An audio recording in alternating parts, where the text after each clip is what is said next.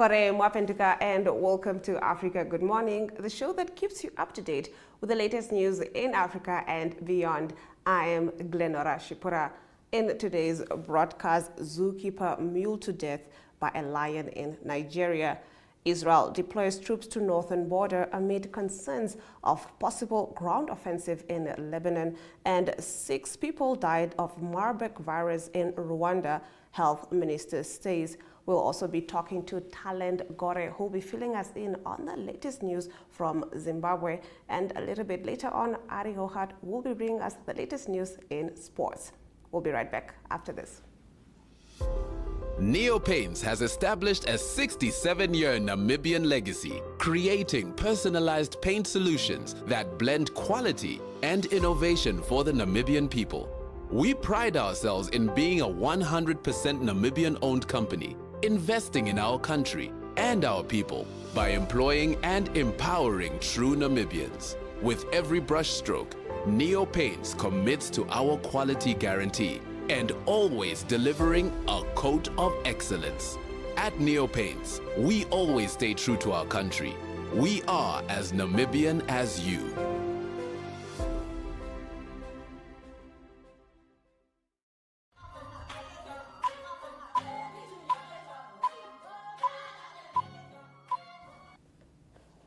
Getting right into our top stories, associates of Deputy President Paul Mashatile have reportedly had their commercial banking facilities closed. The move is reportedly in connection with multi-million payments made by a foreign government to a South African investment company since 2018. The directors of the company previously accompanied Mashatile on an investment roadshow to the Middle East in 2017. Investec in 2019 initiated correspondence with the directors of financial firm Aventro regarding a long list of transactions. City Press reported on Sunday that it had seen documentation from Investec detailing how the Qatari government transferred just over 85 million rand into Aventro's bank account. Following a deeper scrutiny by the bank, they chose to distance themselves from Aventro, citing reputational risk. The directors, named by City Press, denied any wrongdoing and accused the publication of having an agenda against Mashatile and his associates. Mashatile was appointed ANC Treasurer General in 2017 before ascending to the position of Deputy President last year. Now getting into our next story, a zookeeper has been mauled to death by a lion in southwestern Nigeria after he failed to secure the locks on its enclosure when he went to feed it. Police say the victim, a 35-year-old man, worked at the Presidential Library Wildlife Park owned by former Nigerian President Olusegun Obasanjo in Abeokuta, the capital of Ogun State. The local police spokesperson Omolola Ondotula said in a statement that the lion inflicted serious fatal injuries to the man's neck. He said the lion was then shot to release its grip on the handler. According to a statement from the Olusegun Obasanjo Presidential Library, the zookeeper had taken some guests to see the lion's feeding routine after hours on Saturday evening. Now, the zookeeper, feeling comfortable with the animal, left the safety protection gate open and proceeded to feed the animal. He was mauled by the animal and died on the spot. To prevent further mutilation of the body, the animal was put down immediately by the personnel of the park. The victim has been named Babaji Duale, described by police as a trained lion handler. It comes less than a year after another zookeeper was attacked and killed by a lion at the Obafemi Olowo University, also in southwestern Nigeria. Truly a tragic story. Getting into our next story, Israel has deployed troops to its northern border after the Israeli military announced earlier in the week that it was gearing up for a possible ground offensive in Lebanon. The move comes a day after Hassan Nasrallah, the leader of the Iran-backed Lebanese militant group Hezbollah, was killed in Israeli strikes on Beirut. Iran's supreme leader has warned that his death will not go unavenged. This week saw a sharp escalation in the fighting between Israel and Hezbollah, with Israeli strikes on Lebanon killing hundreds. In Beirut, hundreds of families are sleeping on the streets as a result of the strikes. The UN Secretary General Antonio Guterres has long voiced concern about the fighting, warning that the world cannot afford Lebanon to become another Gaza. Israel says its campaign seeks to ensure the safe return of tens of thousands of residents to northern Israel who were forced from their homes as a result of Hezbollah rocket attacks. Earlier in the month, Israel made returning these residents to the north of the country an official war goal. The Lebanese militant group says its actions are in solidarity with Palestinians and that it will not stop exchanging fire with Israel until there is a ceasefire in Gaza. In our next story, Rwanda has confirmed 6 deaths and 20 cases of Marburg disease since the beginning of the epidemic, the country's health minister, Sabine Nsanzimana, said in a video statement posted on X. We are counting 20 people who are infected and 6 who have already passed away due to this virus. The large majority of cases and deaths are among healthcare workers, mainly in the intensive care unit, the health minister said. Now, Marburg disease, a viral hemorrhagic fever, can cause death among some patients with symptoms including severe headache, vomiting, muscle aches, and stomach aches, the ministry has said. Institutions and partners are working to trace those who have been in contact with the virus-affected individuals, the minister added. With a fatality rate of as high as 88%, Marburg is from the same virus family as the one responsible for Ebola and is transmitted to people from fruit bats. It then spreads through contact with the bodily fluids of infected people.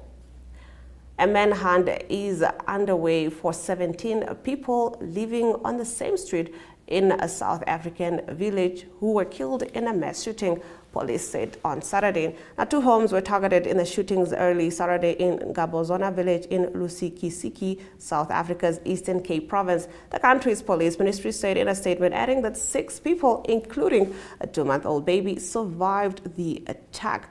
In the first homestead, 4 people were shot and killed with no survivors, the police statement said. In the second homestead, there were 19 people in 2 different houses in the same yard. 13 people were shot and killed, it added. In total, 15 women and 2 men were killed. A team of detectives and forensic experts have been deployed to piece all evidence together in a bid to apprehend these brutal criminals, police said about the manhunt for the killers. And that concludes our top stories. On the other side of the break, talent Gore will be bringing us the latest news from Zimbabwe.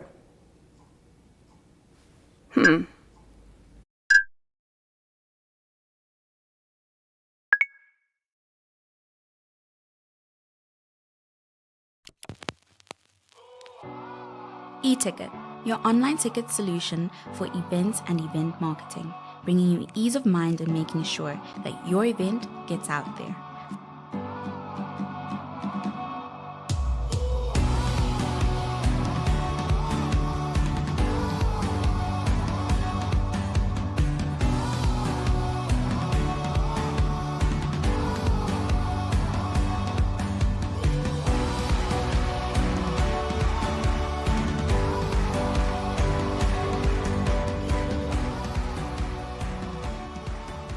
For more information, contact events@nmh.com.na.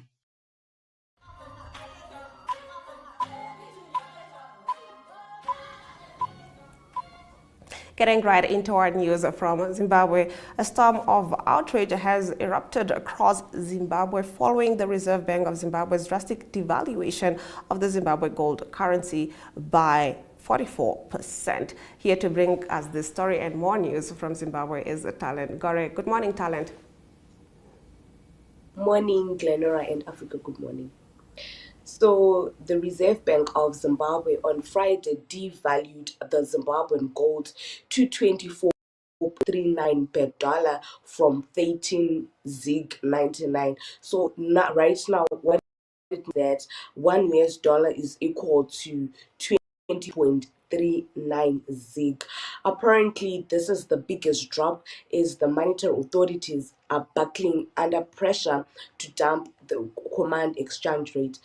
This followed a meeting by the Reserve Bank of Zimbabwe's monetary policy, which also resolved to reduce the amount of foreign currency an individual can take out of the country to 2,000 United States dollars from 10,000 United States dollars. So in the past, a person was allowed to leave Zimbabwe with 10,000 United States dollars cash, but as of now, one is only allowed to carry 2,000 United States dollars. So the devaluation also comes amid a rise in premiums on the parallel market. You find out that when the Z came, it was sort of stable, but right now you find out that on the streets, the exchange rate has gone up. It is now going for around 30 zig as to $1 when the official exchange rate was at 13.99 zig as per $1. So the Reserve Bank of Zimbabwe saw it fit that they devalue the zig, and they increased the official bank rate to 24 zig as to $1. So Zimbabweans right now, they are saying that it's not fair that you had to announce the new monetary policy when companies had already processed other salaries for their employees, because now what that means is that employees are going to get less to what they were supposed to get, because the government the Reserve Bank of Zimbabwe in particular has devalued their salaries. So right now people are mad. They're just saying that what the RBZ is doing is not fair. They have to announce in advance, or rather at the beginning of the month, not when salaries have been processed. So we'll be monitoring the situation to see how the market in particular is going to respond to the new monetary policy that was announced on Friday. All right, now, Talent, getting into your next story. The government has made a U-turn on the ban on unleaded fuel following President Emmerson Mnangagwa's intervention. Information Minister Jenfen Masware has said. Can you get into this? Yes, I think I did a story about a fortnight ago, whereby the government of Zimbabwe had announced that they had banned unleaded fuel in Zimbabwe. So just last week, government made a U-turn on the ban of unleaded fuel following President Emmerson Mnangagwa's intervention. Well, this was said by the Information Ministry. Minister in particular, Jenfen Musweri. He said that President Emmerson Mnangagwa had directed that whatever discussions which were revolving around unleaded fuel, the discussions had to be put on hold, because what the Ministry of Energy had said was not in line with what the government was trying to do. So you find out that in Zimbabwe, every fuel that comes in, it had to be blended with ethanol. So now people were now opting for unleaded fuel, because they say that unleaded fuel, it stays longer than the one which is blended. So the president has now come in, because people were complaining, saying that why are you guys banning unleaded fuel, because that is the one that we prefer. We have to have choices. We can't all be using blended fuel, because some of our cars, they use unleaded fuel. So President Emmerson Mnangagwa said that whatever talks or whatever discussions that were being held, or even the ban in particular, had to be removed. And now the government has actually made a U-turn on unleaded fuel, and now people can actually buy unleaded fuel for their cars. Thank you so much, Talent, for bringing us these stories from the House of Stone. You're welcome, and thank you very much for having me. It's always a pleasure to have Talent Gore on Africa Good Morning. Up next is our weather predictions before we return with economic news.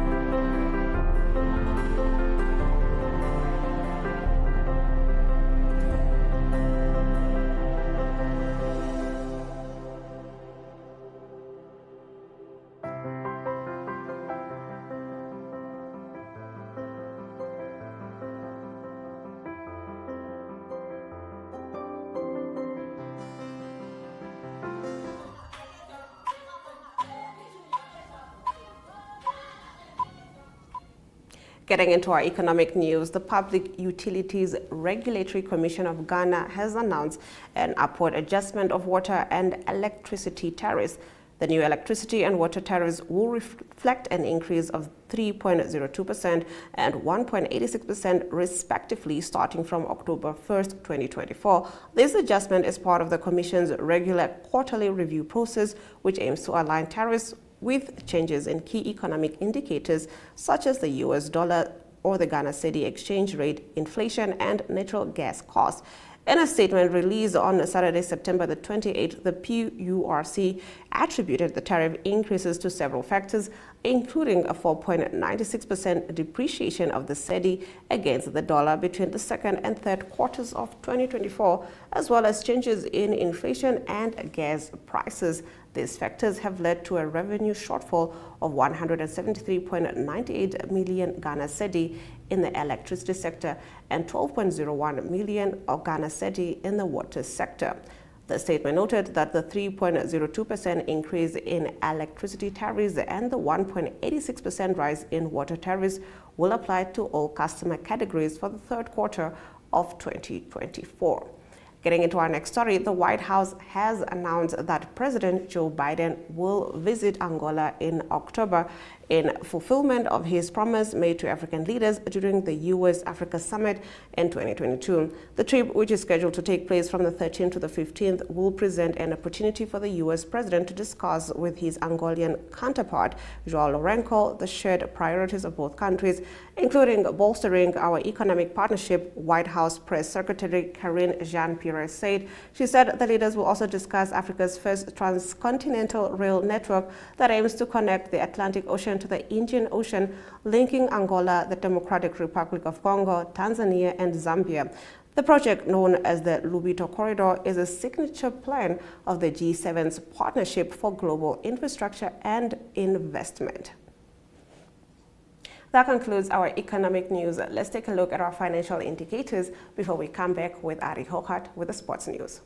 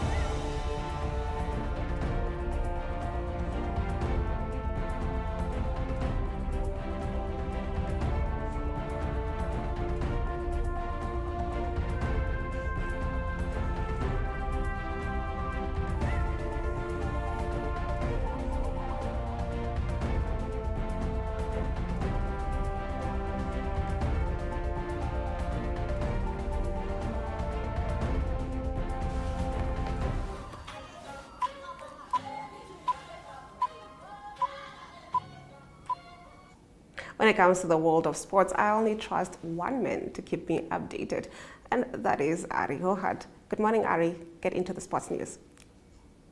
Yes, a very good morning. It's Ashwin not being there. I can't talk too much about Arsenal.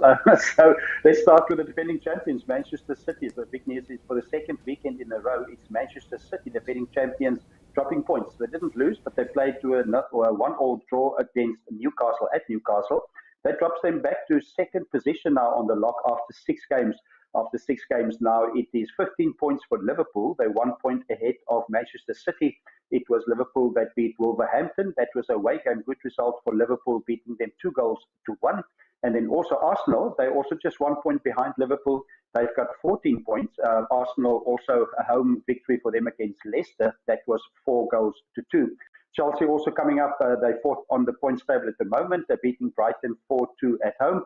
And then the big game yesterday or Sunday, late afternoon, was Tottenham Hotspur that beat Manchester United. That was at Manchester United. They beat them 3-0. So not good news for Manchester United. They dropped down to number 12 on the list now. And it was Bruno Fernandes that got a red card in that game in the 42nd minute. But by then it was already 1-0 for Tottenham Hotspur. So it is Eric ten Hag under lots of pressure at Manchester United. Let's go on to rugby news. Good result, great news for South Africa. It was South Africa, the Springboks, that won the rugby championship, a difficult tournament to win, obviously with the All Blacks being so dominant for many years. South Africa beat Argentina. That is Fassi scoring a try, the first try of the game. South Africa beating Argentina in Nelspruit and Bombela, 48 points to 7, quite comprehensively.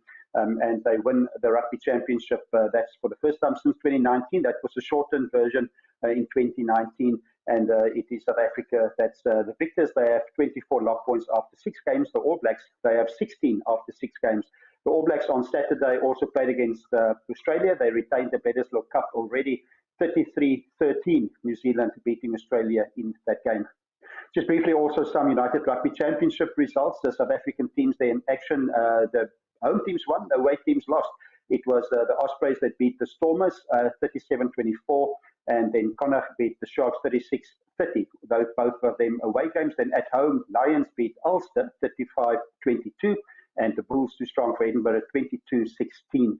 And then also just briefly, golf news. It was the President's Cup that was concluded late last night, so Namibian time. It was the USA that won for the 10th consecutive time. It's a team competition, the USA against the rest of the world. They won 18.5, 11.5 at Royal Montreal in Canada. And then also tennis news to close off. It is the Chinese Open that continues. It is Daniil Medvedev. He's the number 3 seed. He's safely through. That's Daniil Medvedev. He beat Adrien Manenori of France by 7-6, 6-2. That is the Daniil Medvedev. That was in the round of 16. And then on the women's side, it is Paula Badosa. She is from Spain. That is Paula Badosa there. She beat Renko Snovkova. She beat them by 7-5, 7-5 in the round of 4, all round 4, also to advance to the round of 16. So that's the Chinese Open continuing. Most of the top players in the world playing in that tournament. So that's international sports news for today. I hope it's a great Monday everywhere, especially in Namibia. And we talk international sports news throughout the week. Goodbye. Thank you so much, Ari, for bringing us the sports news. We'll be right back after this. Neo Paints has established a 67-year Namibian legacy, creating personalized paint solutions that blend quality and innovation for the Namibian people.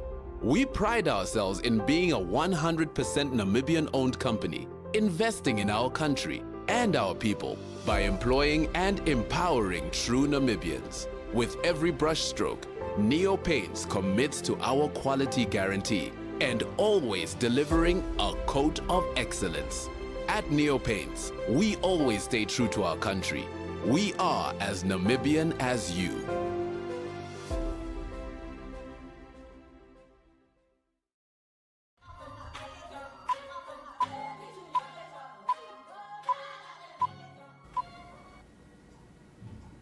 If you are just joining Africa Good Morning, worry not, here are the highlights. Associates of Paul Mashatile were shut out of accounts by major bank. Zookeeper mauled to death by a lion in Nigeria. Ghana to see higher electricity and water tariffs from October 1st. And with that, we've come to the end of the broadcast. Thank you for tuning in to Africa Good Morning on this beautiful Monday morning. From me, Glenn Rashipura. Until next time.